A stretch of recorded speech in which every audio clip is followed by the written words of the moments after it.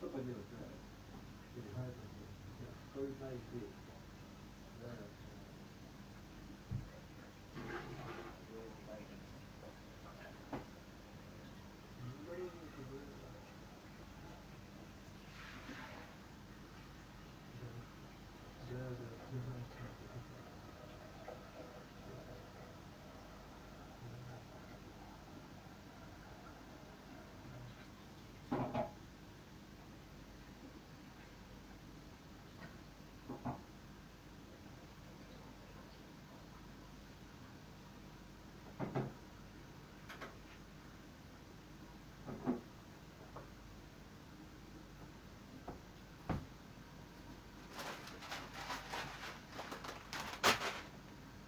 So, what is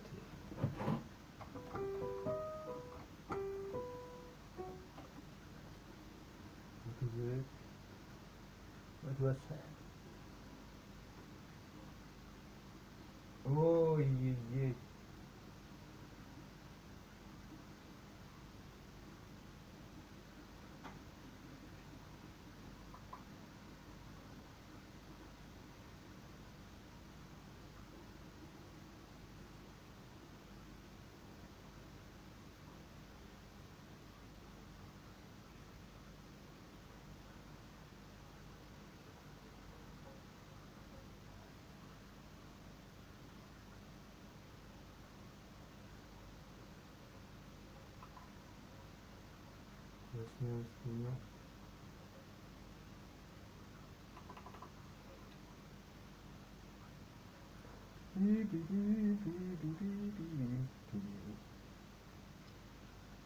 Что так не вспомнила?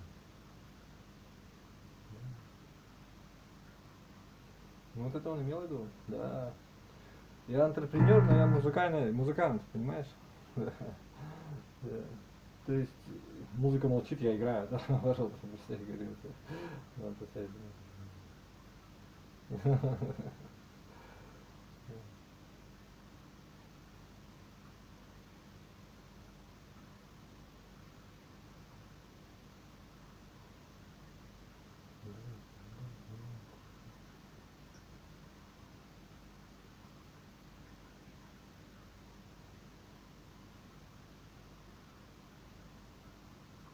Soccer.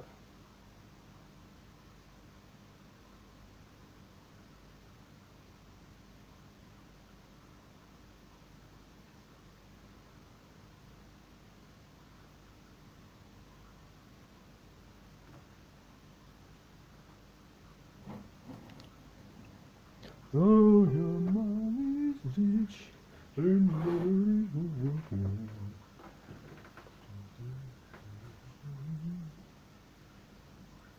And the general feeling of hope that I have from this data.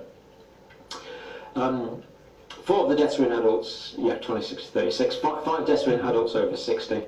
1 death was in a child whom the cause of death was unrelated to COVID. So here we go. This is a really important point.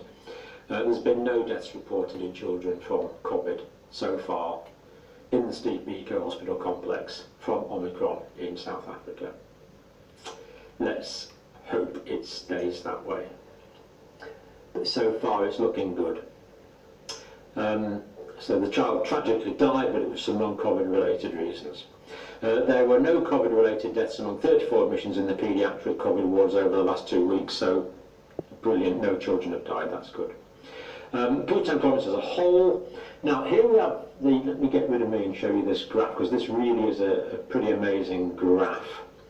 So what we have here is these are the previous waves. So we can see the first wave, the cases went up, and then with the delay, of course, the deaths went up. Second wave, cases went up, then with the delay, of course, the deaths went up. Third wave, the line there is when vaccination started, so cases went up massively due to vaccination, even though the vaccination status in South Africa is not that good, not that high. Still, the deaths were nothing like as high. Now, the cases are going up. Cases are going up, but the deaths are way down. the deaths are way down at the moment. I'm just going to show you that on the blow-up so far. So here we have it. The cases are going up now, but so far the deaths are going down. So it really is so far so good in this South Africa situation. Of course, it could change, but there's no indication that it is going to change dramatically at this stage. So that's the really reassuring graph. Cases of Omicron going up even more than this is saying, and the deaths, which we know about, the deaths are definitely low, even though the cases are much higher than we are officially reported. So, needed them for this data. Level of care, only 2 patients in the COVID ICU in the last 14 days, so not many people needing high levels of care. Neither a pre-med prior diagnosis of COVID pneumonia, so again looking really good. Much shorter average length of stay on the Omicron 4th wave. So far, the average length of stay is 2.8 days for SARS-CoV positive patients admitted to COVID wards over the last 2 weeks, compared to, and look at this difference, this is spectacular, 8.5 days for the past 18 months. So the average for the first 3 waves is 8.5 days of hospitalisation, and the average for the Omicron wave so far is 2.8 days of hospitalisation. This is remarkably encouraging, and I think that's probably about enough there. So, so far, this data from South Africa is very encouraging. We are seeing non-respiratory symptoms. We are seeing patients who are not, most patients who are not requiring additional oxygen. Most patients are not oxygen dependent. The oxygen demand is way lower than in the previous waves. The patients are getting out of hospital quicker. The patients are not requiring high levels of care, and most of them were picked up incidentally. So what this means is our initial hope that Omicron, while it's massively contagious and is taking off in South Africa and will take off around the world, that is happening. But our hope was that because it's so good at a lot of the genetic variation is kind of used up, as it were, to make it more transmissible, there's less left for making it more pathogenic, and that is looking like it is. It's looking like it is the case. It's looking promising now. What this means is the Omicron variant will, I believe, spread all around the world. As people are exposed to it, they will generate immunity that is specific to the Omicron variant.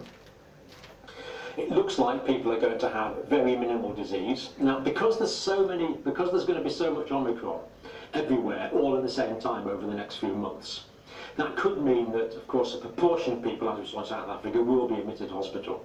So there could be increased hospitalisations in the United States, in the UK, in Europe, Canada, Australia, everywhere, over the next month or 2, but this should be within manageable levels.